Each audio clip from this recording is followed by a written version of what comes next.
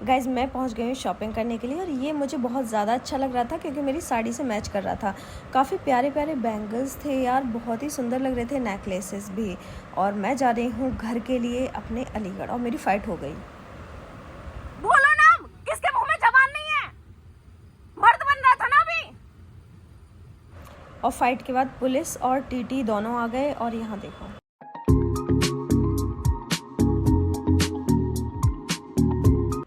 So guys Ram Ram ji, कैसे हैं आप सब? आई होप आप बहुत ज़्यादा अच्छे होंगे। और मैं जा रही हूँ शॉपिंग के लिए, मैं और प्रियंका। हम लोगों ने काफ़ी टाइम पहले सोचा था। प्रियंका को मैंने इसीलिए नहीं लिया क्योंकि मतलब हर किसी को नहीं अच्छा लगता है, इसीलिए। तो ये मेरे जिम पर ही आ गई थी कि दीदी चलते हैं साथ में। हम लोग निकल गए शॉपिंग के लिए। एक्चुअली मुझे गलतफहमी थी, एक मार्केट हम जाना था, बट वो मार्केट कल लगता, आज नहीं लगता। और मेरे को इतना ज़्यादा गुस्सा है कि यार मैंने मतलब उसको भी, शालू को और प्रियंका दोनों को बोला कि आज ही लगेगा और मैं दोनों को लेके गई। फिर हम इस मार्केट में पहुंचे। यहाँ पे क्या काफ़ी सुंदर सुंदर ये 100 की बैंगल्स थे। ये है अट्टा मार्केट, नोएडा, आप सबको पता हो तो। ये एक सेल लगी हुई थी, मतलब भैया ने लगाई हुई थी, जो कि 100, और नेकलेस थे वो 200 के थे। बैंगल्स बहुत ही ज़्यादा सुंदर सुंदर लग रहे थे गाइस, कि आप कोई सा भी लोगे। 100 का था, बैंगल्स ले लो या फिर ये कंगन ले लो, कुछ भी ले लो, सब कुछ ये 100 के थे, बहुत ही सुंदर थे। और गाइस यहाँ पर मेरे साथ एक फ्रॉड भी हुआ। मैंने यहाँ पर ये शॉपिंग करी और मैंने पेमेंट किया, पता है मैंने यूपीआई पेमेंट किया, स्कैनर को स्कैन करके। उसके बाद क्या होता है इसके, भाई यकीन मानना यार, मेरे को गलती ये हो गई, मैंने स्क्रीनशॉट नहीं लिया था, तभी तुरंत लेना चाहिए गाइज। तो क्या हुआ था कि उस दुकान का ही नाम आ रहा था, शॉप का नाम, कि मेरा पेमेंट इसी शॉप पर हुआ है।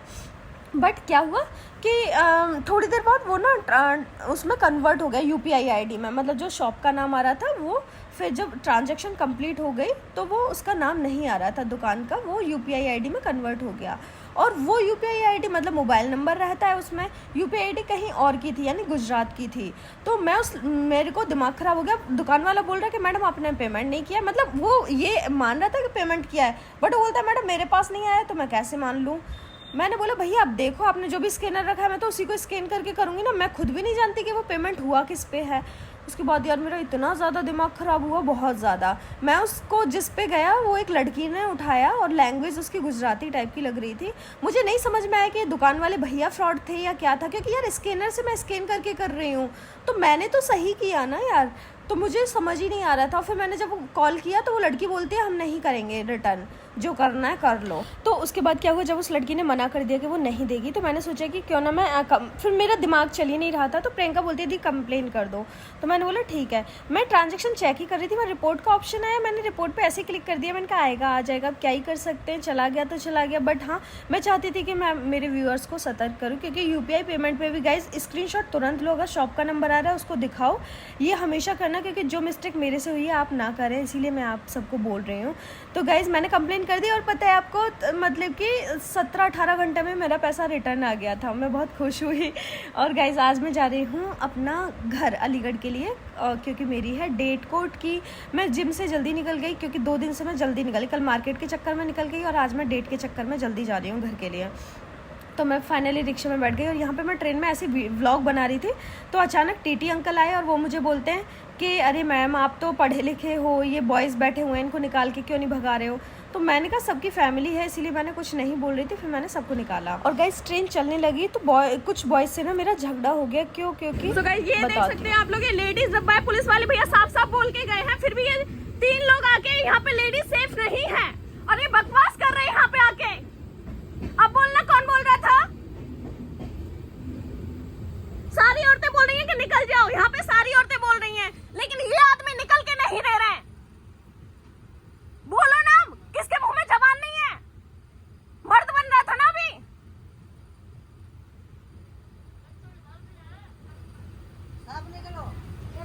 यहाँ पे औरतें हैं, ये औरतों के लिए डब्बा है, सुनाई नहीं देता है ना? तुम्हारी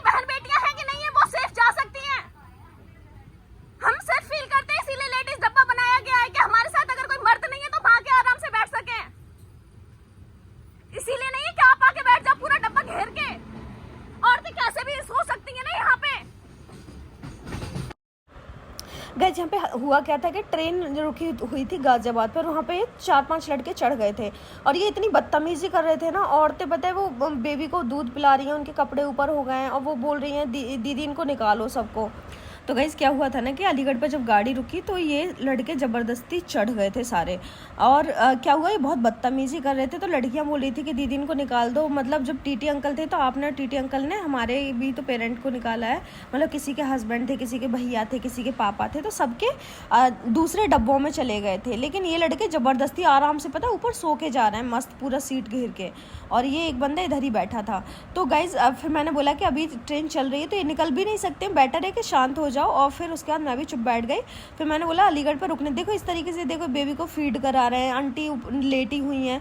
फिर जब गाड़ी अलीगढ़ रुकी तो मैं वो टीटी अंकल क्योंकि बार बार जहाँ भी गाड़ी रुक रही थी ना तो चेक करने के लिए आ रहे थे, तो फिर वो आए। मैंने बोला अंकल देखो ये लोग घुस गए, बदतमीजी कर रहे हैं, निकल भी नहीं रहे हैं। तो पुलिस वाले अंकल ने, टीटी अंकल ने उनके 2-2 दिए गाल पे और उनको सबको निकाला बाहर। तो यहाँ पे वही टीटी अंकल हैं और पुलिस वाले अंकल हैं, वो दोनों सबको निकाल रहे हैं। पे उन सबकी हेल्प लड़कियों की, क्योंकि सारी लड़कियां थी यार, 3-4 लड़के इतने बदतमीजी कर रहे थे और वो पता निकलने के लिए रेडी भी नहीं थे। फिर जब अब अलीगढ़ पे स्टॉपेज आया तो मैंने फिर वो टीटी अंकल बहुत अच्छे थे, उन्होंने पता मुझे रिस्पॉन्सिबिलिटी दी थी कि इसमें ना एक भी लड़का नहीं घुसना चाहिए। तो मैंने बोला ठीक है।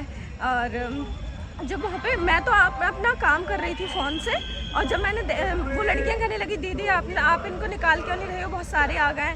मैंने कहा क्या लड़के आ गए अंदर। फिर मैंने देखा, मैंने सबको बोला, अब ट्रेन चल रही थी तो उसमें से उतार भी नहीं सकते थे, तो प्रॉब्लम यहाँ पे हो गई। फिर जब अलीगढ़ पे रुकी तो वो जो टीटी भैया थे वो आए और उन्होंने सबको निकाल दिया। यार तुम्हें सोचना चाहिए कि लेडीज़ एक छोटा सा डब्बा होता है यार, उसमें भी तुम लोग बैठ जाओगे तो औरतें कहाँ बैठेंगी, कैसे भी सो रही हैं। पता है कपड़े ऊपर हो जाते हैं, छोटे छोटे बच्चे, उनको दूध पिलाना है यार, फीड करना है, तो खुद शर्म होनी चाहिए ना। अपनी आंखों में ही नहीं है यार लोगों की, ज़रा भी बिल्कुल भी नहीं सोचते। बस लोगों को अपना पड़ा है कि हमारा सुकून हमें मिलना चाहिए, हमें किसी से मतलब भी नहीं है। फाइनली वो सारी औरतें जा रही हैं, मुझे बहुत अच्छा लगा सबके साथ में। मुझे नहीं पता था कि लेडीज़ डब्बा फिर से स्टार्ट हो गया, क्योंकि कोविड के बाद सब खत्म हो गया था, तो फिर से स्टार्ट हुआ है। अभी मेरा दिमाग बहुत ज़्यादा टेंशन में है, बहुत ज़्यादा, मैं बता नहीं सकती आप लोगों को। अभी सारी एंड में बैठी होंगी। फाइनली गई ट्रेन। पता है वो लास्ट वाले डब्बे में ही थे, लेडीज़ वाले में, जो टीटी अंकल थी ना, फिर वो हंस रहे थे। मुझे भी अच्छा लगा। अभी तो मेरे को बहुत टेंशन है यार, मेरा भाई लेने नहीं आया, कोई फ़ोन नहीं उठा रहा है, मुझे बहुत गुस्सा आ रहा है, सच्ची बता रहे, बहुत गुस्सा। सो गाइज़ फाइनली मैं कर रही हूँ अपने भाई का वेट। मुझे बहुत ज़्यादा गुस्सा आ रहा था, बहुत ज़्यादा, क्योंकि पता है वो फ़ोन नहीं उठा रहा था, और जब उसने उठाया तो बोल रहा दीदी तूने पहले क्यों नहीं बताया कि तू आ गई है। मैंने कहा तू फ़ोन उठा रहा है, मैं कब से फ़ोन कर रही हूँ, कि तो तूने बोला था कि इतने बजे आएगी। मैंने कहा ट्रेन जल्दी आ गई तो मैं क्या करूँ इसमें। मुझे लगा कि लेट आएगी, फाइनली ये देखो गाड़ी लेके मुझे पिक करने आ गया। बस मैं इससे इतनी गुस्सा थी कि मैंने इससे बात ही नहीं करी, मैं लड़ी भी नहीं इससे। तो मैंने जाके मैं चुपचाप गाड़ी में बैठ गई कि अब मैं इसको क्या ही बोलूँ और क्या ही डांटूँ। फाइनली हम लोग यहाँ से निकल गए घर के लिए।